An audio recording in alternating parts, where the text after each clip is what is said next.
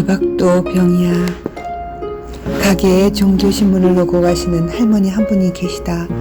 머리, 옷, 매무새가 늘 깔끔하시다. 오늘은 더 방글방글 미소 지으며 나 소원 풀어수. 우리 60 넘은 아들이 장가를 간다고 해. 이젠 죽어도 여한이 없다 하신다. 아들이 장가 안 간 긴 사연을 말하셨다. 남편이 도박병에 있어 큰아들이 어렵게 합격한 서울 명문대 입학금을 갖고 집을 나가셨어. 시작된 사연을 말씀하셨다. 아들은 어려서부터 총명에 반장을 놓친 적이 없고 중학교, 고등학교도 우수했다. 할아버지는 그 시절 임용대를 나와 일본 유학까지 다녀오신 분이라 중매인 말만 믿고 결혼했어. 남편은 빈털터리인 몸으로 혼인하셨다. 혼인 첫날부터 신방을 비우고 화투에 미쳐 살아 늘 밖에서 사는 사람이었다고 말하셨다. 할머니가 열무, 생선, 시금치, 수레를 끌어 두 아들을 키웠다. 남편은 하는 일 없이 한 달에 3일 집에 있으면 많이 있었다. 그때는 두 아이 배 안 굶기는 게 소원이라 하셨다. 다행히 큰아들이 명문대 합격해 엄마 이젠 고생 덜어드릴게요. 대학 가서 과외만 해도 엄마 고생 안 해도 돼요. 꿈에 부풀어 내게 한 말에 사는 보람이 컸어. 밥 안 먹어도 좋았어. 내 생애 최고 좋은 날이었어. 그런데 입학금 낼 돈이 없는 거야. 어쩜 가난한 사람은 주변도 다 가난해. 사방으로 돈을 빌려보지만 못 구했어. 어쩌겠어. 우리에게 큰 돈이라 월세방을 담보로 일부 구하고 고리대금을 얻었어. 먼저 입학시키고 보자는 맘에. 며칠 전부터 집에 들어와 있는 남편은 노름에 술에 여자의 고노 갖춘 철없는 사람이었어.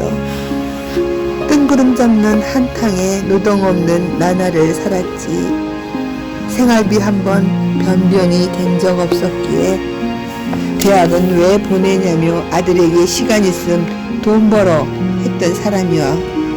이날까지 일이란 모르고 사는 사람이라 기대도 안 했어.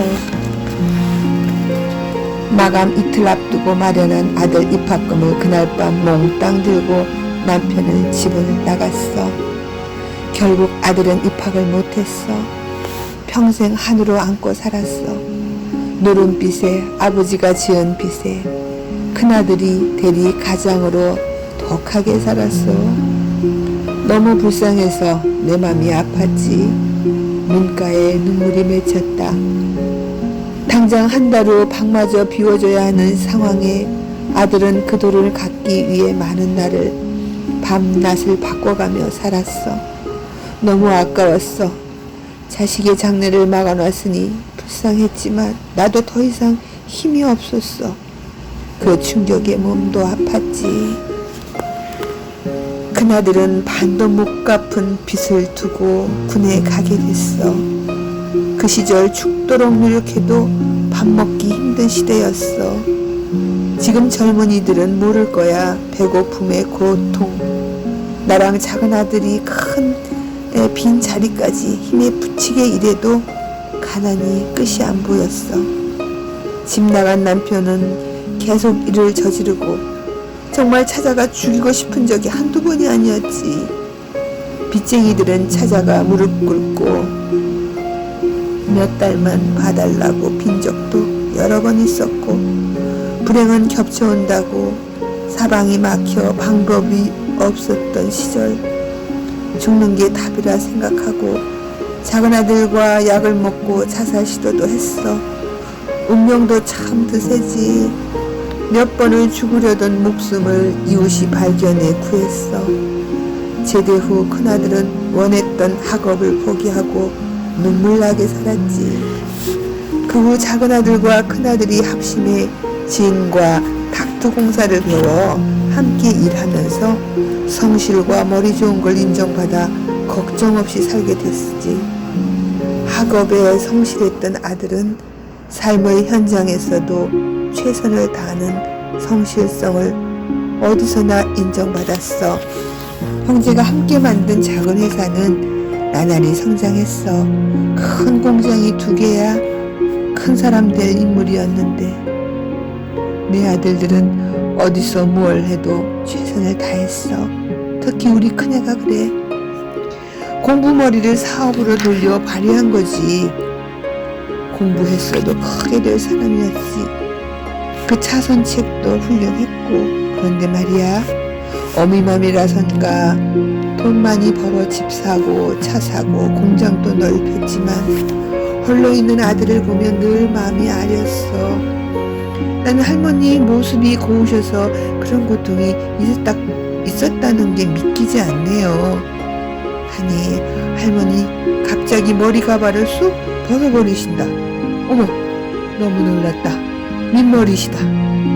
머리칼이 셀 수 있을 만큼 듬성듬성 코끝이 찡했다. 이게 내 진짜 모습이야 한다. 2 아들이 안정적으로 사업을 일구고 살 때 내게 병이 왔어.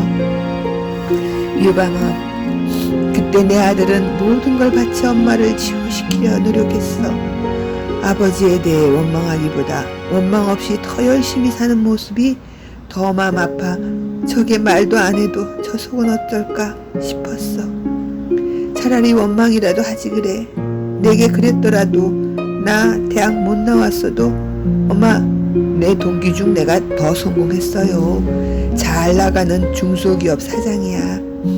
동기들은 봉급쟁이로 내 밑에 들어와 일하는 친구도 있어 하며 되려 아버지 원망하는 나를 위로했어. 내가 암 판정을 받고 아들이 처음으로 아버지를 원망했어.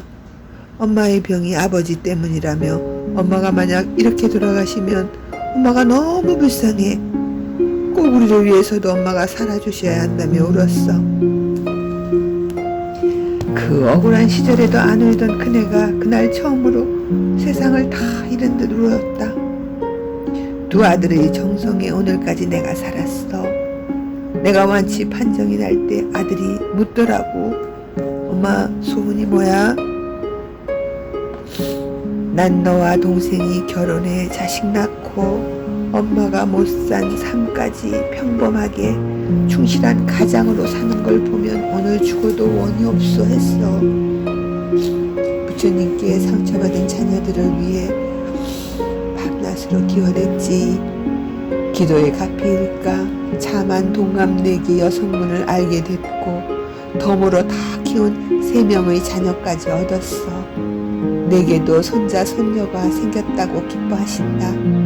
집 나간 남편은 그동안 몇 차례 경찰서에 빚쟁이들에게 쫓겨 아들에게 도움을 청했지. 그때마다 이번이 해결해 줄 수 있는 마지막이란 다짐을 받지만 죽어야 끝날 것 같아. 자식 잘된 걸 소문내서 또 일을 저질러 큰아들의 마음을 지금도 모르겠어.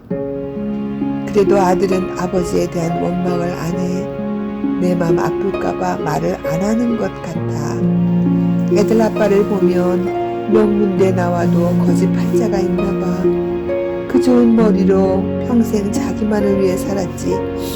아들이 자기를 안 모신다고 짐승만도 못한 놈이라 저주를 해. 저가 자식들에게 한 짓은 다 변명과 이유가 있고 자식에게 미안한 기억이 하나도 없어. 멀었어 그 사람. 자식에게 대접받긴 평생을 도박빚에 피해 다니는 아버지를 봐서 자녀들은 화투 근처에도 안 가는 삶을 살았다. 그러나 2 아들 사람을 못 믿는 습성이 생겼어. 부모에게 신뢰를 못 배워 그런가 싶어 2 다 독신으로 살았어. 누구를 만나도 2 아들 쪽에서 거절하는 거야. 말하자면 의처증이라 하나? 하나하나 따지고 의심하니 누가 좋아하겠어? 내 자식이라도 그건 아니지 싶었어. 그래서 혼자 살아도 좋다 했지. 큰아들 27에 첫 결혼이 성사되기 전 아들이 먼저 파혼한 후 60이 다 되도록 독신으로 살았어. 머리까지 빡빡 깎고 평생을 나와 살았어. 누가 보면 스님인 줄 알아. 할아버지는 도박 중독에 걸리셨구나. 지금은 정보가 넘쳐나 술, 도박, 과식, 마약, 게임 등등 더 많은 중독의 우리 가운데 있어 머리가 아플 지경이다. 맨정신 즉 건전한 정신 하나 갖고 살기엔 힘든 삶이라 그럴까. 모든 것이 과하면 중독이라지만 이 또한 치유되지 못하면 죽어야 끝나는 정신병이다. 한국에도 익명의 단도박 모임이 있다. 도박 중독자들의 모임이다. 내 아는 지인도 남편의 도박으로 도박비 때문에 위장 이혼한 분이 있다. 술 먹는 사람과는 달리 너무나 겉모습이 깔끔하고 단정한 모습에 그런 고민이 있나 싶었다. 술은 취한 표시, 술 냄새로 표시가 나지만 도박 중독은 전혀 감을 잡을 수가 없다. 회사 공금에 손을 대서 직장을 잃고 본격적으로 도박에 빠져들어 미쳐가는 남편을 도저히 말릴 수 없었어요. 술꾼이 술구에 마시듯 도박 중독자는 어떤 경로든 도박에 필요한 돈을 만들었다. 아내 말로 옛적에 5살 막내 아들이 청력이 나빠 어렵게 비싼 보청기를 나라에서 보조금 받아 구입하려 모아둔 돈을 도박으로 하루 만에 다 잃고 집에 돌아오지 못하고 일주일을 밖에서 배회하다 들어왔다. 도박도 술만큼 끊기 힘든 것 같다. 치료가 절실히 필요한 병이다. 늘 그 남편은 자기가 억울하단다. 뭐가 그리 억울할까? 어떤 가슴의 상처가 자식의 기가 되어줄 생명 같은 보청기를 살 걸 알면서 정상적 사고였음 그 돈에 손을 댈 수 있을까? 아내의 말은 아이의 생명이 걸렸어도 그랬을 거란다. 이 현실을 일반인은 이해할 수 없다. 중독자와 사는 가족의 현실이다. 우리는 모른다. 아는 것도 그들도 자기 자신을 통제하는 기능이 고장났다는 걸 자신도 모른다는 것이다. 감정이 마비된 정신은 중독 증상이다. 병이다. 주위에 병든 가족들이 많다. 이 혼란 속에서도 지혜롭게 살아내는 분들이 있어. 그들의 지혜를 들을 수 있다면 우리의 희망이다. 모든 것에는 양면성이 있다. 병이 있으면 치료약도 있겠지. 회복하길 갈망하라. 목숨 걸고 병을 인정하고 도움을 찾아보자. 회복을 넘어 다시 일어나길. 여러 종교 성직자들이 한자리에 모여 어느 법회의 한 남자 수행자가 존경받는 달라이 라마님께 물었다. 내게 용서할 수 없는 죄를 지은 사람을 나는 용서하기 힘듭니다. 당신이라면 어떻게 용서하는 마음을 내시겠습니까? 하고 질문하자 지혜와 자비가 가득 담긴 말로 달라이 라마께서 나라면 먼저 용서보다 이해하려 노력해보려 하셨다. 그렇다. 용서는 이해가 돼야 용서가 되지. 이해 없는 용서는 참아내는 것일 뿐이다. 고요히 그 사람에게 당신의 이야기를 들려달라 청해보란다. 용서할 수 없는 자의 말을 들려달라 청해? 나라면 그래 변명해봐는 되겠지만 그 사람이 어떤 환경에서 어떻게 살았나 그가 살아나야 했던 1세대만 이야기 들어도 그를 이해하는 마음이 내 미움의 감정이 많이 반감될 거라 하셨다. 오래 가슴에 담고 기억하는 말씀이다. 우리는 짐작과 내가 보는 것이 다라 생각하고 보복하고 싶은 감정만 키우지 그를 이해하기 위해 묻지도 않고 알고 싶지 하지도 않는다. 알고 싶어 하지도 않는다. 당장 꼴도 보기 싫은데 뭔 대화? 이해고 뭐고 됐고, 너는 내 아픔의 10배, 아니 더 이자 붙여 천벌받아라 하는 게 우리네 정직한 마음이다. 거기까지면 좋은데 이해와 용서가 안 되면 죄 지은 너보다 내가 괴로우니 이해든 용서든 하자는 얘기다. 내가 살아오며 겪었던 많은 괴로움과 삶에서 오는 감정 싸움은 80%가 오해일 가능성이 컸다. 내 생각이 너무나 옳다는 생각과 다른 이의 생각이 다 틀렸다는 지적 교만을 조금만 내려놓자 삶이 평안해진다. 조금만 진실을 미리 볼 수 있다면 내 삶은 지금보다 평화로웠을 것이다. 후회와 실수도 줄어들 것이다. 이제부터라도 반복되는 실수는 하지 말자.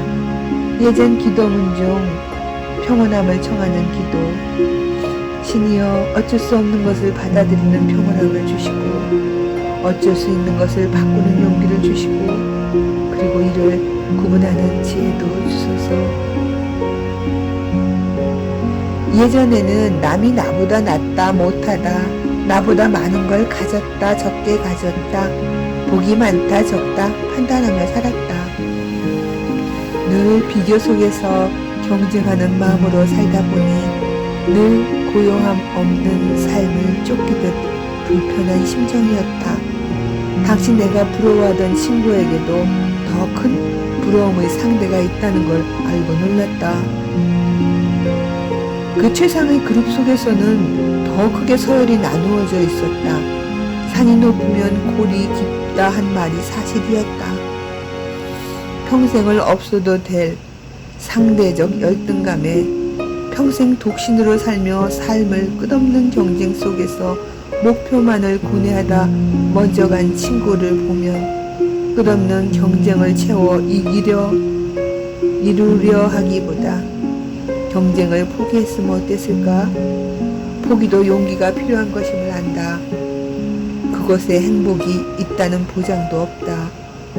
끝없는 도전이 행복이 아닐 수도 있다. 내게 맞는 행복을 다시 찾을 용기에는 나이가 필요할까? 지금까지 30년 넘은 바램을 포기하지 못한 한을 죽기까지 고집하다 죽어야 할까? 내 생각에 너무 갇혀 나의 행복을 타인의 눈높이에 맞추는 실수를 접었으면 한다. 선택할 길은 여러 곳으로 나 있다. 내 경험으로 한 길이 막히면 반드시 다른 길이 열렸다. 어쩜 막힐 때마다 돌아서 간 길이 지름길로 인도된 나의 길일 수도 있다. 그대와 나 죽어서 가는 천국보다 살아서 이 땅 위에 천국을 만들며 살자. 이 땅에서 천국을 경험치 못하면 죽어서 천국이 어떤 건지 어떻게 알겠는가. 살아서 모르는 천국은 죽어서도 모른다. 지금 최선의 삶을 누리자. 내일이란 어떤 사람에겐 허락되지 않은 날일 수 있다. 내가 내일 죽으면 후회할 것은 무엇일까? 많은 이들이 병에 걸려 시한부 삶을 살게 되면 정신적으로 삶을 정리하기에 바빠진다.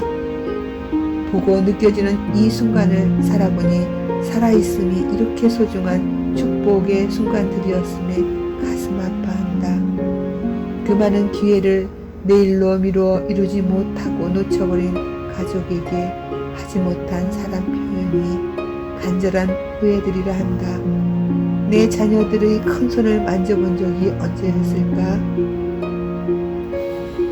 내 사랑하는 아내를 행복하게 웃게 해본 적이 있었나? 철없던 나로 인해 울던 엄마에게 고맙다고 미안하다 말해본 적 있나? 아니 생각이라도 해봤나? 그 배우자가 부모가 우리 곁에 영원할 것 같지? 오늘이 처음이고 마지막이란 생각하며 살자. 가족에게 사랑한다, 사랑했다 라는 말을 꼭 죽기 직전에 할 필요가 있을까? 그래서 이제 바로 죽으면 뭘 어쩌라고? 죽기 전 고백해줘서 고마워? 그 사랑을 알았어. 그런데 뭐 이제 말해야 했니? 너가 너무 늦게 알려줘서 다음 단계를 위해 내가 무엇을 할 시간이 없잖아. 그건 너의 큰 실수야. 내 주인 중 암 투병 중에도 하루하루 최선의 삶을 살아내는 분이 있다.